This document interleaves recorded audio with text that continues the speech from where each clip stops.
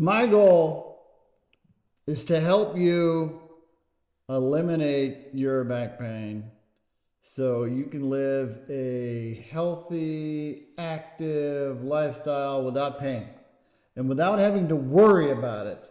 Because there's a lot of worry we have in our world, and one thing you don't want to worry about is your back pain. So I get the question, what is the exercise I need to start with?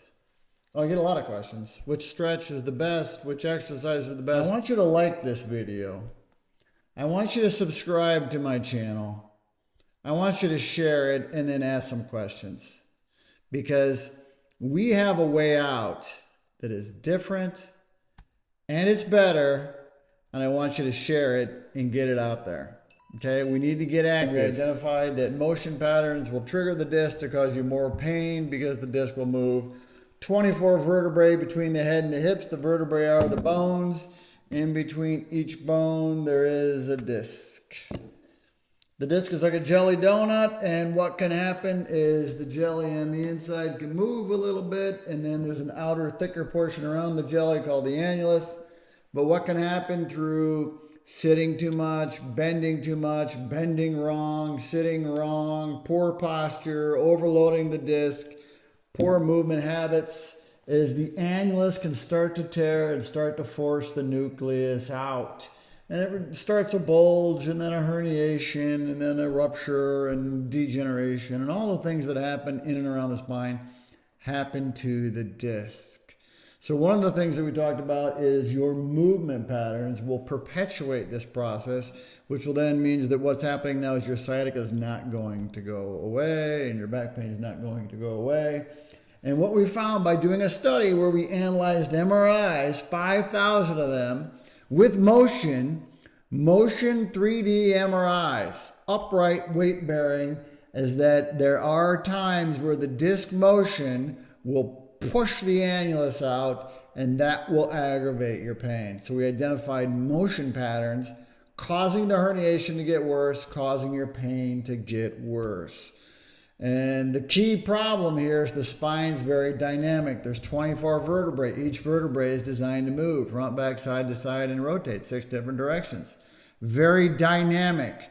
But the spine really isn't designed to move all the time. The motion should take place in the hips and in the shoulders. But when you're moving in and around the spine, what happens is the spine will get aggravated, and the disc will get aggravated, and the inflammation will get worse. So one of the things that we talked about is to decrease the inflammatory process, you have to sort of control your movement habits. Inflammation is what causes all the trouble. But the key is to eliminate the cause. So what's the question today? What's the #1 exercise? Where do I start? We call it bracing. Bracing is designed to prevent the motion. Okay? Motion patterns are making sure you use the hips and you know how to move, but the bracing really prevents the motion from happening in the spine. So the goal is to prevent the motion to the spine. Okay, when you're moving too much, that's when you start to have the problem. So the bracing makes it so it doesn't bend in the spine. All the activities that you do throughout the day, you need to do the bracing. What is bracing? Bracing is activating the muscles. The muscles in the front, okay, the side and the back. It's like you call your core. It's like this core area around your spine. From here all the way around. This is your core. You have to brace. You brace when you do an activity because that'll prevent you from moving.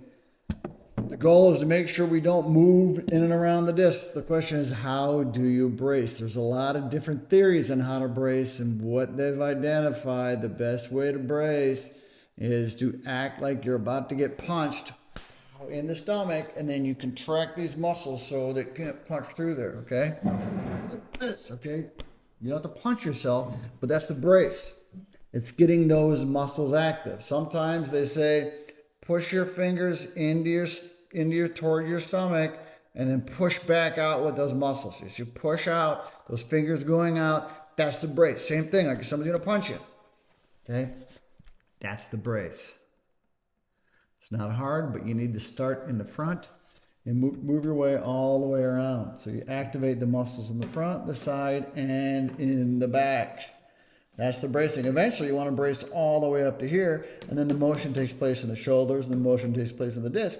But right now, we're just trying to activate these muscles. This is where you start. You start with the bracing. And bracing, you have to fine tune it. Someone's going to hit you, you get ready for it. Okay, that's the bracing.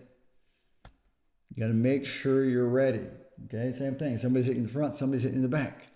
Okay, the muscles in the back, there's less awareness of those muscles, so sometimes it takes a little bit more concentration to activate those muscles, and there's a trick to doing it where you can do it in bed, and you can activate the entire core all at the same time. Here's what you need to know. Core muscles need endurance. The muscles that prevent the motion to the spine require endurance. We're not trying to get force into the spine for movement, we're trying to prevent the movement. And when you want to prevent the movement, the muscle needs to hold static for a long period of time. That's endurance. We're not trying to build strength. You don't need a stronger spine. What you need is more endurance. You need more awareness. You need to make sure that you're aware of what's happening. Okay? Strength is for the primary movers. What's a primary mover? The squat. You don't want to train the squat before you've trained the endurance of the spine, because when you have more strength than you have endurance, the strength overpowers and then the endurance gives out and you aggravate the spine. Start with endurance. Go to strength.